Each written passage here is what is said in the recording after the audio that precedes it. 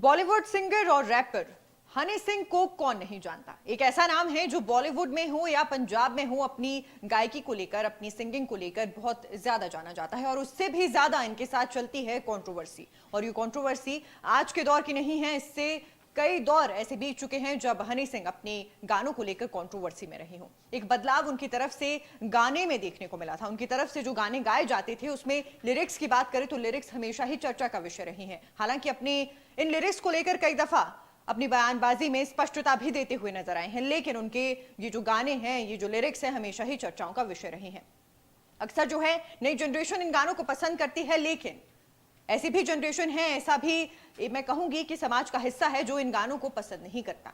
हाल ही में क्यों सुर्खियों में है और क्यों हनी सिंह की एक बार फिर से चर्चा की जा रही है? दरअसल बताया जा रहा है कि हनी सिंह का रायपुर में एक लाइव कॉन्सर्ट आयोजित किया गया था। कार्यक्रम स्थल पर काफी संख्या में लोग भी पहुंचे, गानों का लुत्फ भी उठाया गया, लेकिन स्टेज से हनी सिंह ने कुछ आपत्तिजनक शब्द भी कहे हैं और इन आपत्तिजनक शब्दों को उनकी ऑडियंस की तरफ से भी बुलवाया गया है। यानी उन्होंने खुद अपनी ऑडियंस से माइक पर इन शब्दों को बुलवाया है और कई सारे अश्लील शब्द जिनका इस्तेमाल काफी आपत्तिजनक है वो किए गए हैं। गाने के बीच में हनी सिंह कुछ ऐसे जेस्चर्स भी करते हुए नजर आए, कुछ ऐसे इशारे भी करते नजर आए जो साइन लैंग्वेज में गालियां मानी जाती हैं। और यदि उनके कॉन्सर्ट की बात करें तो उनके कॉन्सर्ट में ना सिर्फ युवा बल्कि कई परिवार भी पहुंचे थे, कई नाबालिग भी पहुंचे थे, लेकिन वहां पर अगर माहौल की बात करें तो माहौल बेकाबू होता हुआ नजर आया। लोग एंट्री गेट में ही बेकाबू हो गए। कई लोग आयोजन स्थल पर जो है टिन का शेड उखाड़ कर पहुंचे, मुफ्त में अंदर घुस गए। अव्यवस्था का आलम यह रहा कि 2 से 5 हजार रुपए देकर टिकट खरीदने वाले लोग भीड़ में धक्का खाते रहे। बैरिकेड तोड़कर बाउंसर को 500 रुपए देकर स्टेज पर लोग पहुंच गए। जिस जगह यह कार्यक्रम हुआ उसका नाम श्रीराम बिजनेस पार्क है। इस कार्यक्रम के आयोजक ट्रांसपोर्ट कंपनी के मालिक हैं। इससे पहले भी कई रिपोर्ट्स ये दावा कर चुकी थी कि यदि इस स्थान पर इस तरीके का कोई शो होगा तो इस तरीके की स्थिति यानी असमंजस की स्थिति जरूर देखने को मिलेगी।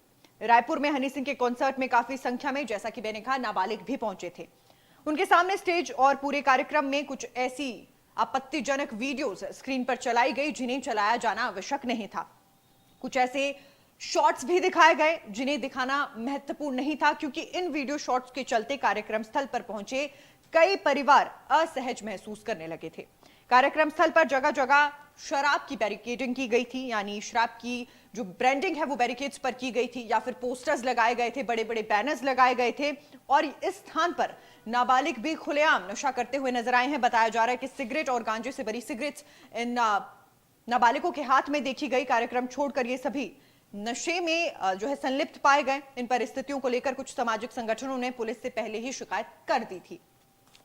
बताया जा रहा है कि रायपुर के मेवा रोड पर इस आयोजन के बाद जो है भारी ट्रैफिक देखने को मिला, और क्योंकि बड़े वाहन मालवाहक भी इस ही रोड से गुजर रहे थे, ऐसे में ट्रैफिक की जो अव्यवस्था है वो देखने को मिली है और ट्रैफिक खराब होने की वजह से किसी तरीके के खतरे की जो संभावना है वो भी बढ़ती हुई नजर आई। तो कुल मिलाकर एक बार फिर से हनी सिंह जो है उनके शो को लेकर, इस आपत्तिजनक शो को लेकर एक बार फिर से चर्चाओं में आ गए हैं। ना सिर्फ उनके लिरिक्स बल्कि अब उनके किए गए शो की वजह से भी काफी बड़ी संख्या में लोगों को परेशानी हुई है और काफी बड़ी अव्यवस्था की सिचुएशन देखने को मिली है, जिसकी वजह से ना सिर्फ नाबालिग, ना सिर्फ परिवार, काफी ज्यादा जो है समाज का हिस्सा उनसे इस वक्त नाराज नजर आ रहा है। क्योंकि जिस सिचुएशन की पहले से कयास लगाए जा चुके थे कि इस तरीके के यदि इस क्षेत्र में यानी रायपुर में आयोजन होता है तो स्थिति खराब हो सकती है, वो खराब स्थिति देखने को भी मिली है और हनी सिंह एक बार फिर से सुर्खियों में बरकरार हैं। कारण वही कि उनकी तरफ से स्टेज पर से जिस तरीके की या उनके शो में जिस तरीके की वीडियोस दिखाई गई, उनकी तरफ से कहे गए शब्द हों वो अश्लील शब्द हों जिनका इस्तेमाल महत्वपूर्ण नहीं था, या फिर उनके शो के दौरान दिखाई गई स्क्रीन पर वो वीडियोस हों जिससे बहुत सारे परिवारों ने असहज महसूस किया, या फिर उनके शो में लगी ब्रांडिंग हो जो किसी लिकर ब्रांड की यानी शराब की ब्रांडिंग हो जो की जानी महत्वपूर्ण नहीं थी। एक बार फिर से सुर्खियों में बरकरार है। देखना यह है कि इस पूरे मामले पर क्या कुछ एक्शन प्रशासन की तरफ से लिया जाएगा। तमाम अपडेट्स, तमाम जानकारियां लेकर नेशन स्पीक्स हाजिर होता रहेगा। तब तक के लिए बने रहिए नेशन स्पीक्स के साथ।